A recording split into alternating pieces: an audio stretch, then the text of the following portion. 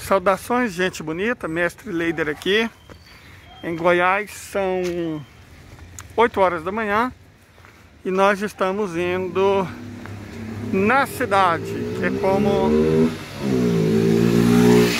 no interior a gente chama o centro, porque eu tenho que fazer alguns exames, certo?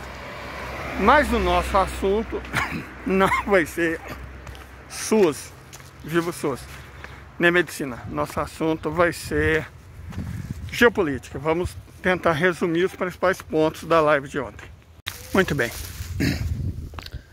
Nossos pontos principais foram dois. Primeiro, quais as estratégias do Estado, cujo nome nós não podemos dizer, e da Ucrânia nesse conflito, seguido por que essas estratégias falhariam miseravelmente.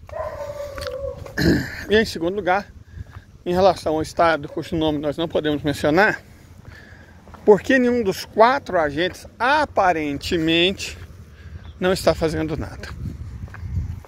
Vamos começar com a questão ucraniana. A Ucrânia já era.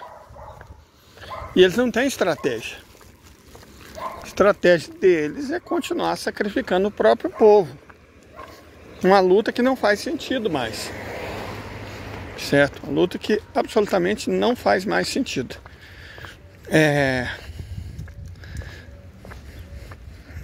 A quantidade de armas que eles têm não é mais o suficiente. Eles mesmos admitiram, usaram a expressão 6 por 1. Mas eu acho que a razão é muito maior. Certo? Eu acredito mesmo que a razão seja muito maior. Porque a OTAN não tem capacidade industrial. E a questão, você pode não ter capacidade industrial se você tiver um acúmulo, uma reserva. Só que eles não têm, gastaram tudo. Gastaram todas as armas e munições da própria Ucrânia, depois gastaram as do período soviético, né, que estavam nas nações da OTAN, e começaram a enviar armas velhas, né, de alguns 40, 50 anos atrás. Essas armas não têm eficácia. A verdade é essa. Elas não têm eficácia. Então, lutando com arma velha, com pouca arma, pouca munição, em condições horríveis, é natural que algumas pessoas, algumas fontes, inclusive o governo chinês, já esteja falando abertamente que o número de baixas ucranianas ultrapassou 1 milhão. Para mim faz muito sentido. Aqui, aquele que eu falei ontem, ó. O pé de abacate que não produz porque está isolado. Eu até expliquei para vocês. Abacate só produz se tiver outro pé de abacate que seja de outra variedade, né? De preferência de outro tipo. Abacate tem tipo A, B e C para produzir. Não é o caso desse, tadinho. Então está condenado a nunca frutificar. Apesar de ser um lindo abacateiro. Mas vamos lá. A Ucrânia não tem como lutar. Mas está insistindo. Porque é só você olhar o patrimônio do Zelensky. O quanto o patrimônio do Zelensky, da família do Zelensky, aumentou nos últimos anos. Quer dizer, ele está destruindo o povo dele. Na verdade, nem é o povo dele, né? Ele aprendeu a falar ucraniano depois que foi eleito. Ele não sabia falar ucraniano. Certo? Então ele não é ucraniano. Ele não é ucraniano, ele é russo. Certo? Só que achou uma oportunidade, né? Opa! Vou fingir que sou ucraniano e vou ganhar uma grana. Ele não é ucraniano. Correto? Então, sacrificar um povo que não é dele não é um problema. E ele, a família dele, está ganhando muito dinheiro. Vocês devem se lembrar da história da sogra dele, né, que comprou uma vila comprou uma vila no litoral do Egito. Ele mesmo tem mansões na Toscana, casas nos Estados Unidos. Isso aqui deve ter sido alguma batida. Quase com certeza foi. Então, A guerra para ele é fonte de lucro. Ele está ganhando muito dinheiro com isso. O patrimônio dele, da família dele, está crescendo. Então, ele não está nem aí. Os militares lá parecem ser tão mamateiros quanto os nossos. Então, com toda sorte de corrupção, desvio de arma, recurso, munição, uma contabilidade muito porca feita pelos Estados Unidos. Até vi uma reportagem dizendo que a Marinha se enganou e mandou 300 milhões de dólares a mais. Cara, quem se engana e manda 1 bilhão e 500 milhões de reais a mais? Eu tenho a minha continha, né? Se eu mandar um pix de 10 reais a mais para alguém, meu coração já dói. Aí eles mandam 1 bilhão e 500 milhões. Foi um engano contábil. Quer dizer, que ele virou um sumidouro de dinheiro. Dinheiro europeu, dinheiro australiano, dinheiro canadense, dinheiro neozelandês e principalmente dinheiro do contribuinte norte-americano. Então estão financiando uma guerra perdida para o enriquecimento de grandes corporações multinacionais. E todo tipo de corporação, não é só de arma não. Tem corrupção de tudo da maneira que vocês possam imaginar lá. Certo? Que é um poço de roubo. Então, é isso. E a Federação Russa, eu até mostrei o mapa. A Federação Russa está avançando quase geograficamente por bacia hidrográfica. Deixa eu mostrar para vocês. Deixa eu explicar para vocês. Essas são as bacias hidrográficas da Ucrânia. De início, a Rússia queria só as da Crimeia, mas a Ucrânia insistiu. E aí perdeu as do Don, número 5, e do Mar de Azov, número 9. Depois perdeu o baixo curso do Dnieper, mas não aprendeu. Vai perder a margem esquerda do Dnieper. E não vai aprender. Então vai perder a bacia do Mar Negro. Também não vai adiantar. Vai esperar os russos chegarem no Danúbio. Mas não vão ficar satisfeitos e eles vão ter que perder o alto curso, né, do Dnieper e vão perder até o alto curso do Vístula. Perdeu o país inteiro. Porque insistiu em bobagem, né, acreditando na proteção dos Estados Unidos. Eu sempre falo que o prefeito não é muito amigo das plantas. E que é bom ter árvores. Aqui estão punhadas. Isso aqui é basicamente... Aquele é espatódia, cara. Espatódia não pode. Vou explicar por quê. Mas antes, olha isso aqui. Cara, uma jaqueira não é necessariamente a melhor planta para você plantar. Porque num ambiente desse.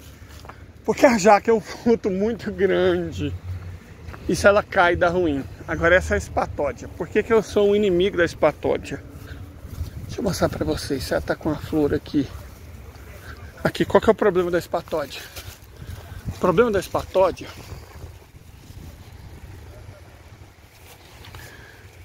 Deixa eu ver se eu acho.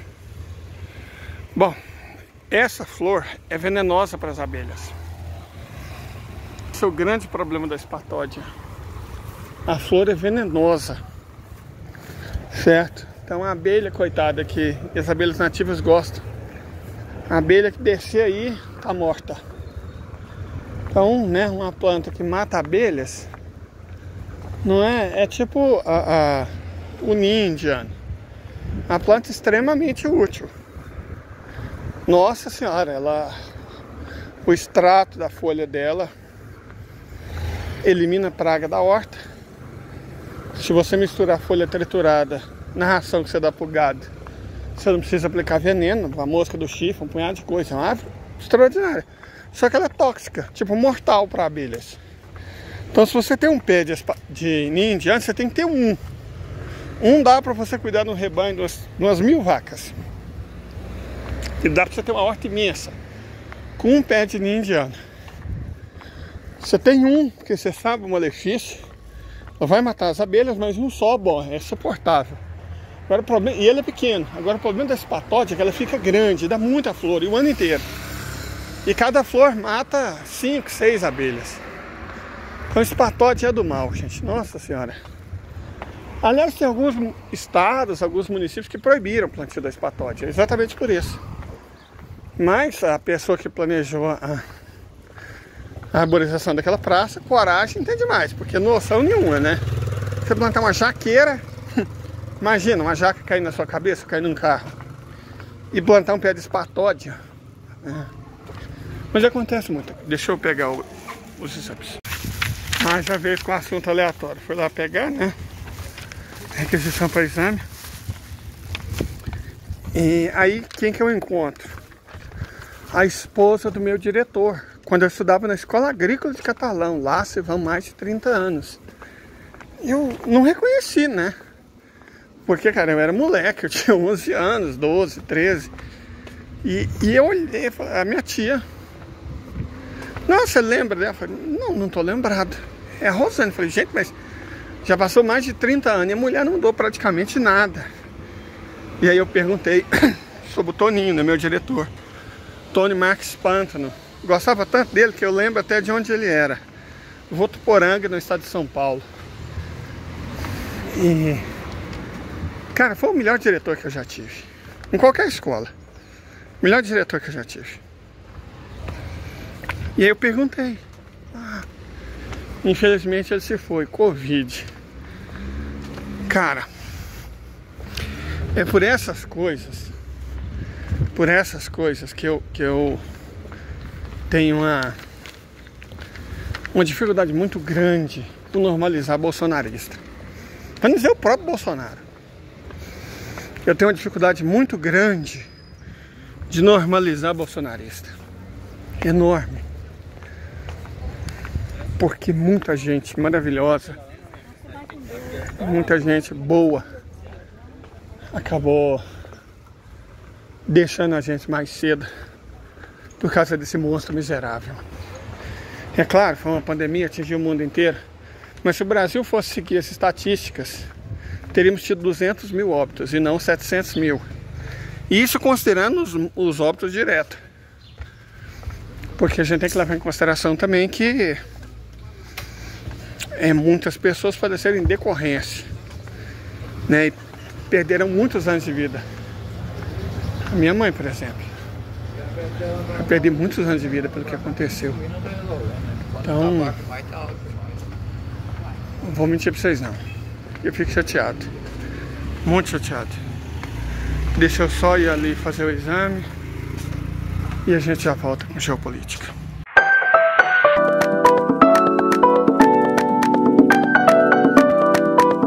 Pronto, fizemos os exames. Vamos continuar. Vamos falar rapidamente dos Estados Unidos. Os Estados Unidos, eu creio que depois da Rússia, paradoxalmente, foi o país que mais ganhou no meio de toda essa encrenca. As exportações de petróleo do país subiram como nunca, mas isso é um risco. A produção de petróleo dos Estados Unidos já entrou no pico de Hubert, já começou a cair.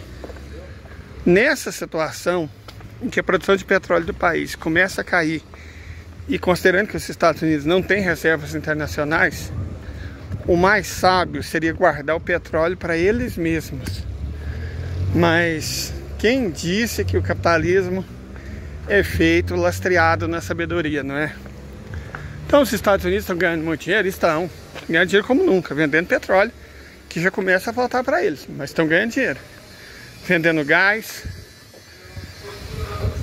Agora, a economia está em declínio, a dívida aumenta, a inflação crescente, a situação macroeconômica do país nunca teve tão ruim.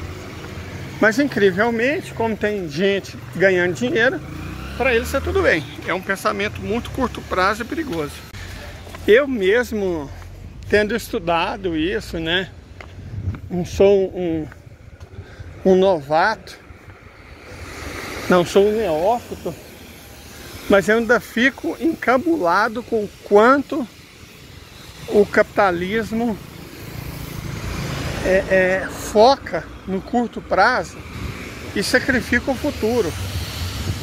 Sabe, os Estados Unidos, principalmente os setores que ainda existem na economia, arma e petróleo, estão ganhando dinheiro, estão ganhando como nunca, gente, de verdade. As exportações de armas cresceram. Apesar do fiasco das armas americanas, eles praticamente obrigam os europeus, os aliados, a comprarem as armas ruins deles. Então as exportações de armas cresceram. As exportações de petróleo crescem porque não só a Europa caiu na armadilha de sancionar a Rússia e agora está tendo que comprar gás e petróleo muito caro, como as sanções que os Estados Unidos impõem contra países como a Venezuela acabam obrigando outros países a não comprar dos venezuelanos. E aí compram de quem? Se não pode comprar da Venezuela, da Rússia, vão comprar dos Estados Unidos. Então, eles usam as sanções em benefício próprio. Isso é evidente. Sabe? Claro como a luz do dia. Eles estão usando as sanções para aumentar as vendas. Isso é de um caráter muito duvidoso, mas as nações não têm caráter, o comércio não tem caráter. O capitalismo não se baseia no princípio do caráter. O que importa é que os dois setores industriais que ainda restam da economia americana, petróleo e armas, estão vendendo como nunca. São esses lobbies que mandam na economia americana. Eles não param para pensar que a guerra está destruindo macroeconomicamente o país e que o petróleo deles já começou a acabar. Então eles deveriam economizar. Não. A questão é o lucro no curto prazo. Por isso que o capitalismo falha, como diz o João, né? Falha, sempre falhou e falhará. É impressionante isso, chega a ser surreal. Mas enfim, deixa eu recuperar o meu fôlego e vamos falar um pouco sobre o estado cujo nome não pode ser dito. Mais uma pausa reflexiva para nós tomarmos nosso café da manhã. Olha que delícia. Pronto, já terminou a fase da subida, agora é só descer daqui até a casa da dona mãe. Então posso continuar, mas antes, deixa eu contar um segredo para vocês. Como vocês sabem, eu pertenço às classes não ricas da sociedade. Normalmente, nossa classe social compra carne assim que pode. Mas a minha família, por um motivo estranho, prefere fruta e verdura. Então tava passando o carro do abacaxi de Frutal, uma cidade aqui do Triângulo Mineiro. Abacaxi adubado com açúcar e regado com mel. 4 por 12, abacaxizinho, mas né? 12 é o preço do abacaxi adulto.